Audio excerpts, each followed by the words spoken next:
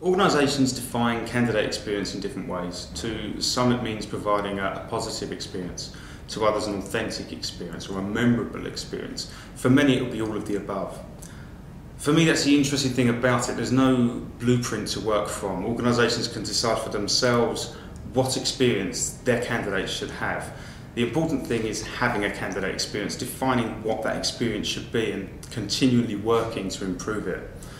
At a basic level, managing your candidate experience is about consciously considering the outcome of all interactions with candidates from initial engagement through to onboarding or rejection. A holistic approach will include all avenues where candidates can come into contact with your organisation. A couple of examples I use here are referral schemes and alumni networks. You can have a great candidate experience charter that maps out the candidate journey, but that doesn't work if you don't give your people the information and tools to communicate the value proposition authentically to referrals. The same goes for alumni networks, and I see so many organisations ignoring this. The second talent leaves the organisation, they become part of a potential candidate pool. How you treat them during the exit process and interact with them following their departure will directly impact whether they want to work for you again or indeed recommend you to their network.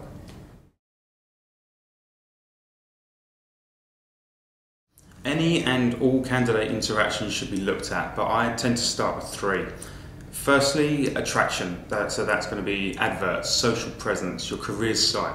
Anything that sells the opportunity. Do they communicate the value proposition? Do they communicate the culture?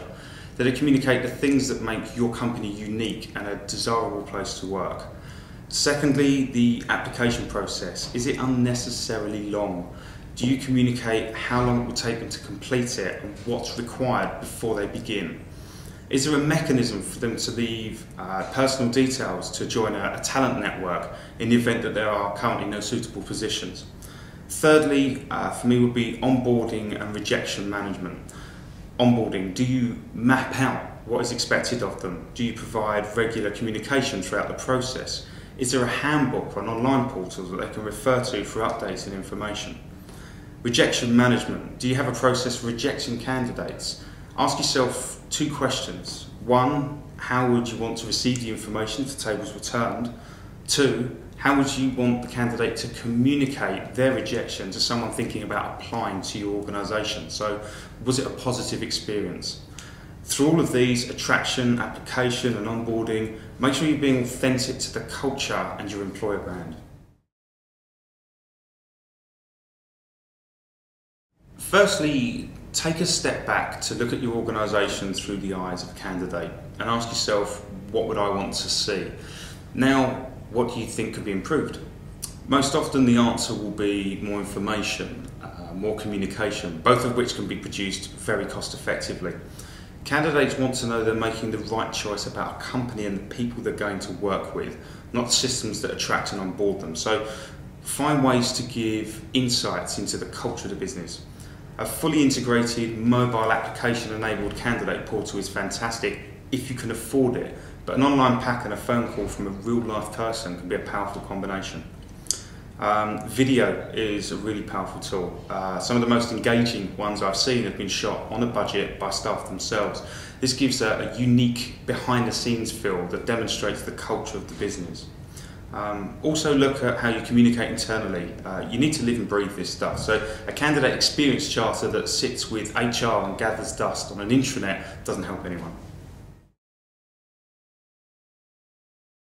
There are a lot of opinions on how the candidate experience will evolve and mature. The two that stand out for me are the technology side and the human side.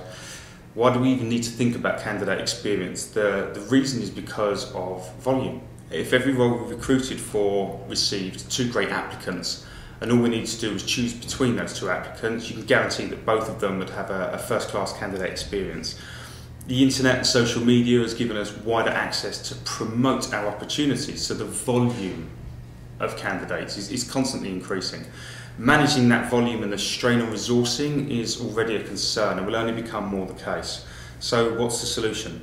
On one side, as I said, we have the technology solution, which usually means more automation. We already have automated responses from the ATS, so what if we went a step further and had interviews run by a software program that can interact with the users, similar to, say, Apple's Siri?